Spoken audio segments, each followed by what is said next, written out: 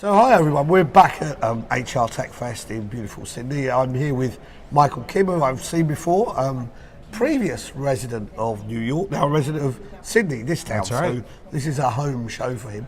Michael, your talk today, give us the core of what you were trying to get across in the 1 minute version. Yeah, sure. So I was here actually last year, almost a year ago, talking about life at Spotify and what our people strategy is from a global perspective.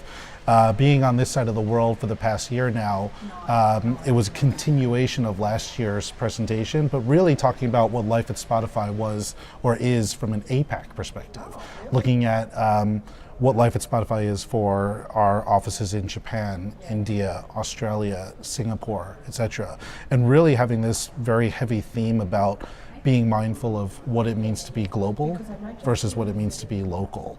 And this shift in mindset of, believing that local wins a market more so than global at this point. So really reshifting and understanding the proportional kind of focus from being 80% globally driven to then being 80% locally driven. Okay, so what's the difference between New York and here, firsthand? Yeah, sure.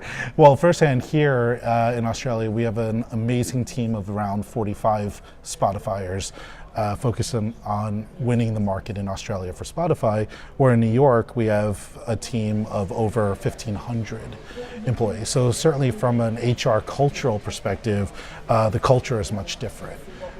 It's much more personal here. It's much more of a family culture, but also how do we still focus on delivering the results on a local level with a team of 45 versus that of a 1,500 person office. Okay, so you mentioned a little bit about global versus local, or something I've heard going back a couple of years, people used to talk about glocal. To say that we would all be glocal, we'd be global, but we'd be local. And globalization's coming for good and bad, plenty of bad press at the moment. So if you were going to boil it down to something about how you are successful on a global basis while operating in some really different environments. Absolutely. When you're talking about Japan, Japan to Sydney and so on. Depending on your US experience. What does that come down to? What's the key? Yeah, I think it's come down to anchoring ourselves as a Swedish-born company where we strive from a cultural perspective to really have our Swedish roots embedded in all of our offices. What does that actually mean though? It means meatballs on a Friday.